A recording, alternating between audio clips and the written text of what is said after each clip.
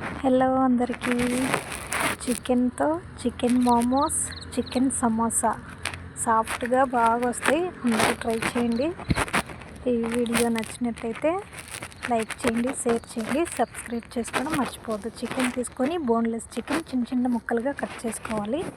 ఉప్పు, పసుపు, కారం, ధనియాల పొడి, గరం మసాలా, ఒక 2 ఆనియన్స్, కరివేపాకు, ఒక 2 టేబుల్ స్పూన్ ఆయిల్ వేసుకొని ఫస్ట్ కట్ చేసి పెట్టుకున్న ఆనియన్స్ కొంచెం కరివేపాకు కట్ చేసిన కరివేపాకు వేసేసి కొంచెం వేయించుకోవాలా. అందులోనే అల్లం వెల్లుల్లి పేస్ట్ వేసి ఒక 2 నిమిషాలు పచ్చి వాసన పోయేంత వరకు వేయించుకొని తర్వాత చికెన్ అంతా కడిగి కట్ చేసి పెట్టుకున్నాను.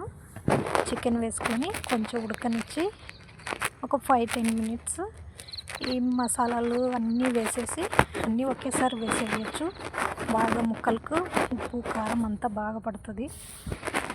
అంతా వేసేసి కలబెట్టి మూత పెట్టి ఉడికించుకోవాలా. ఆ నీళ్ళంతా పోయేంత వరకు ఉడికించుకోవాలా. అంటే ఒక 15 మినిట్స్లో ఉడికిపోతుంది. బోన్లెస్ చికెన్ కాబట్టి అలా ఉడికించుకున్న తర్వాత రెడీ అయిపోయింది. అంతా రెడీ అయిపోయిన తర్వాత దీన్ని తీసి పక్కన పెట్టేసుకొని అర్ధం గోధుమ పిండి, అర్ధం మైదా తీసుకున్నాను. చపాతీ పిండిలాగా పిసుక్కొని చిన్న ఏ సైజులో కావాలంటే చిన్న సైజులో తీసుకుంటే సరిపోతుంది. ఇలా చిన్న సైజులో అన్నీ పూరీకి చేసుకుంటాం కదా, ఆ సైజులో అలా చేసుకొని అన్నీ పక్కన పెట్టుకోవాలా.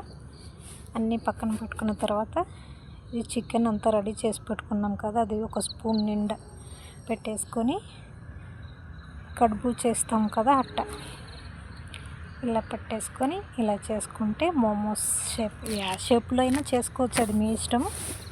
ఇలా చేసుకొని ఇడ్లీ కుక్కర్లో కొంచెం ఆయిల్ వేసేసి కొంచెం బాగా పూసేసి అన్నీ ఇలా పెట్టుకొని ఇడ్లీ కుక్కర్లో ఒక 10 మినిట్స్ ఉడకబెట్టుకోవాలా.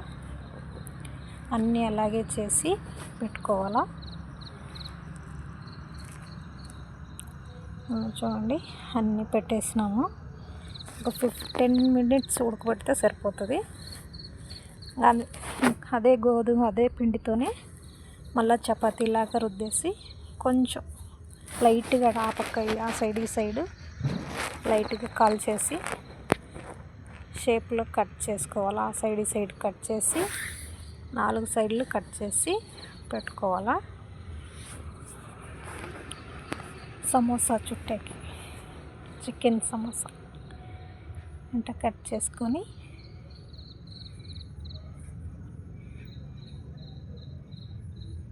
ఇది కొంచెం ఒక స్పూన్ మైదా, ఒక 2-3 స్పూన్లు అది నీళ్ళు వేసేసి కలిపి పెట్టుకోవాలా. అది ఓపెన్ అవ్వకుండా దాన్ని పూసేసి ఇట్లా సమోసాలాగా చుట్టుకోవాలా. ఇట్లా చుట్టేసి దాని సెంటర్లో ఆ చికెన్ పెట్టేసి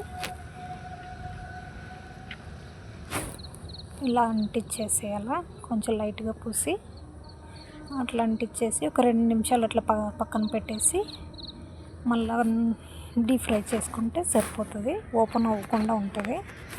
అన్నీ అలాగే చేసుకోవాలి.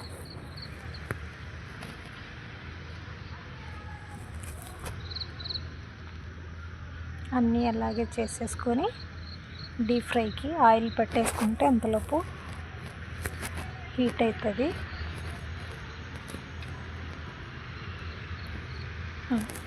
డీప్ ఫ్రైకి ఆయిల్ పెట్టేసుకొని అందులో వేసేసి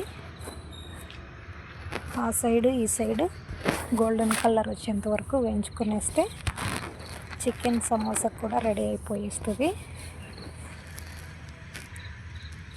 ఆ సైడు చికెన్ మోమోస్ కూడా రెడీ అయిపోయింది. తీసుకొని సర్వ్ చేసుకోవడమే. చూడండి ఉడికిపోయేసినాయి. వేడిగా chicken samosa, chicken momos ready. ఈ వీడియో నచ్చినట్టయితే లైక్ చేయండి. అందరూ తప్పక ట్రై చేయండి.